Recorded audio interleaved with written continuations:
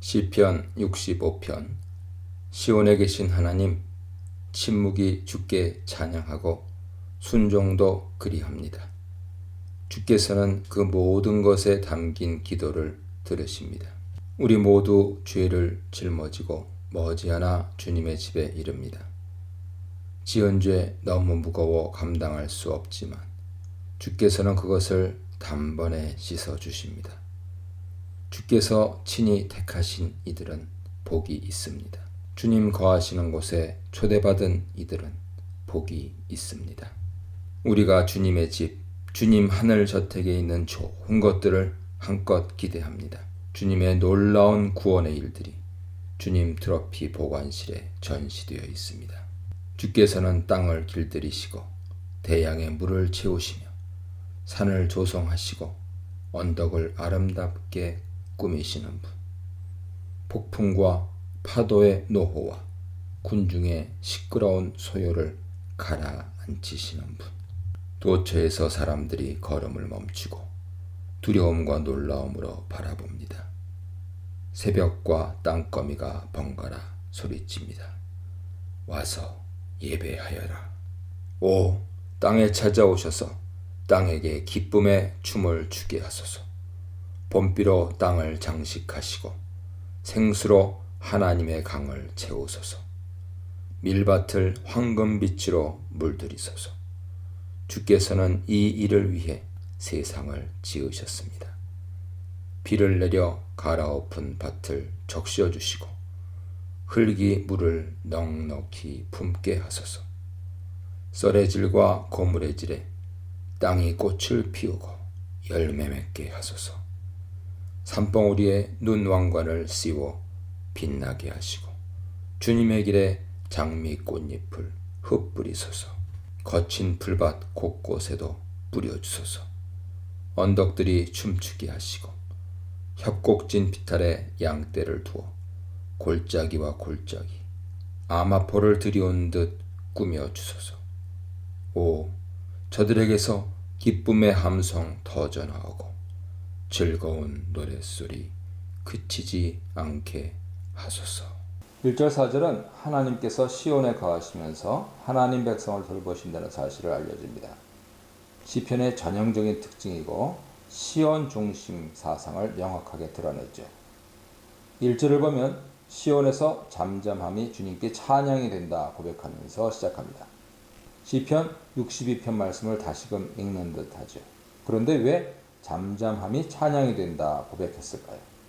물론 잠잠함이 찬양이 된다라고 읽을 수는 있겠지만 아직 이 고백이 명확하게 이해되지는 않습니다. 시편 65편을 전체적으로 읽어야 이 말씀의 진리를 파악하게 되죠. 시온은 하나님을 만나는 장소고 서원을 주님께 이행하게 되는 장소입니다. 2절 3절에서는 시온에서 하나님을 만날 때 경험할 수 있는 하나님의 능력에 대해 서술합니다. 2절에서는 하나님께서 기도를 들으시는 분이심을 말합니다. 여기서 특별히 중요한 사항은 하나님께서 기도를 들으신다는 말의 함이죠. 그 뜻이 3절에 기록되어 있습니다. 죄악이 사람보다 강하기에 사람들에게 죄를 짓게 만들지만 하나님은 그런 죄악들보다 더 강하심으로 죄를 용서하신다는 것이죠. 즉 시온에 계신 하나님께 나오면 그 어떤 죄인이라도 용서받을 수 있다는 것입니다. 하나님의 용서하시는 권세를 말한 후 4절은 주의 뜰에 살게 된 사람은 복이 있음을 노래합니다. 죄인을 용서하시는 하나님이시므로 그분께 나와 제사를 드리며 기도하면 모든 은총을 얻어 누릴 수 있게 되기 때문이죠. 그러므로 4절 하반절은 우리가 주의 집의 아름다움으로 만족한다 외칩니다. 하나님의 죄 사하심의 권세를 높이 찬양하고 있는 것이죠. 5절로 13절입니다. 앞서 1절 4절 내용은 시편에서 자주 등장하는 시온 성전에 대한 메시지로서 크게 새로운 내용은 아닙니다.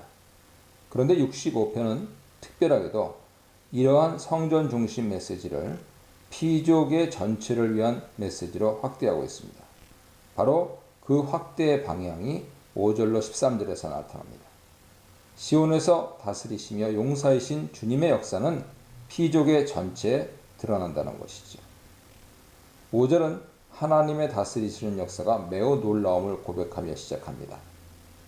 그런 놀라우신 하나님 역사는 단순히 시온 성전에만 제한되지 않습니다. 오히려 땅의 모든 끝과 먼 바다에 이르기까지 펼쳐지죠. 6절은 주님께서 권능으로 띠를 띠신다고 말합니다. 여기서 권능이라는 단어는 원어로 게브라 하는데 3절에 나오는 이기다 라는 단어의 원어인 가바르와 같은 어원을 가집니다. 즉 죄악을 사하시는 하나님 권세는 온 땅을 다스리시는 하나님 권세와 같음을 알 수 있는 것이죠. 6절에 산을 세운다 하는 것과 7절에 바다의 설렘과 물결의 흔들림을 진정케 한다 하는 것은 창세기 1장 창조 사건을 묘사하고 있는 것이죠. 산이 높이 올라오게 하시고 물이 한 곳으로 모이게 하셔서 육지를 만드신 장면을 가리키고 있는 것입니다. 그렇다면 만민의 소유를 진정시킨다 하는 말은 무슨 뜻일까요? 여기서 만민이란 민족들 혹은 열방들을 가리키는 말로서 온 세상의 모든 사람들을 말합니다. 따라서 만민의 소유를 진정시킨다는 말은 하나님께서 이 세상의 모든 사람들을 다스리심을 뜻합니다. 창조주로서 온 땅을 다스리시는 섭리주가 되심을 표현하고 있는 것이죠. 8절 10절은 온 세계에 대한 하나님 통치를 여러 가지 예를 통해 표현합니다. 8절에서는 아침이 되는 것과 저녁이 되는 것이 즐겁게 되게 하신다 말합니다. 원문을 보면 아침과 저녁이 들어오고 나가는 현상이 즐거워 외치게 된다 이렇게 번역할 수 있습니다. 따라서 아침과 저녁이 되는 것, 즉 하루하루의 삶이 복되고 즐거운 시간이 된다는 의미죠. 하나님께서 시간을 다스리시며 복되게 하시는 것이죠. 9절 10절은 하나님께서 땅을 복되게 하심을 묘사합니다. 땅에 물을 주시고 강에 물이 가득하게 하시고 곡식을 허락하시는데 이 모든 것이 이 세상을 돌보시는 하나님의 은총임을 말합니다. 밭고랑과 밭이랑에 물을 주시며 필요에 따라 때를 기억하여 비를 주시는 은총이 이러한 하나님 통치의 대표적인 예가 됩니다. 8절이 하나님께서 피조계의 시간적 영역을 복되게 하심을 말했다면 9, 10절은 하나님께서 공간적 영역을 복되게 하시고 그 공간을 은총으로 채워주심을 노래하고 있는 것입니다. 11, 13절은 하나님 통치하심에 대한 예시를 이어가고 있습니다. 특별히 11절에서는 주께서 선한 것으로 한 해를 관 씌우신다 하는 표현이 등장합니다. 8절에서는 하나님께서 하루하루의 시간을 복되게 하셨음을 말했는데 이제 11절에서는 한 해를 복되게 하심을 말하면서 더 깊은 주제의 발전을 보여주죠. 한 해를 복주신다는 것 역시 시간 영역에 은총을 주신다는 의미인데 관 씌우신다는 표현을 통해서 영광스럽게 하신다 하는 의미를 추가합니다. 하나님은 이 세상 가운데 하나님의 영광을 허락하시죠. 5절이 말한 대로 놀라우심은 하나님께 속한 특징인데 그 하나님의 놀라우신 영광이 이제 피조계 속에 넘치도록 역사하신다는 의미입니다. 12, 13절은 공간 영역에 하나님의 은총이 임함을 다시 묘사합니다. 들의 초장에 하나님의 기름방울이 떨어지고 작은 산들이 기쁨으로 띠를 띠며 초장은 양떼로 덮이고 골짜기는 곡식으로 덮이게 된다는 아름다운 표현들이 이어집니다. 하나님의 은총으로 피조 세계의 공간들이 가득히 넘치게 되는 장면들임을 알 수 있죠. 이렇듯 시편 65편은 시온에서 역사하시는 하나님이 곧 피조계 전체를 창조하시고 다스리시는 하나님이심을 말합니다. 시온은 세계의 중심인 동시에 하나님의 다스리심을 구현하는 모델입니다. 우리는 하나님 계시는 영역이 단순히 한 시간이나 한 공간이라는 제한을 두지 말고 온 땅을, 온 시간을 다스리시는 하나님을 늘 기억해야 합니다.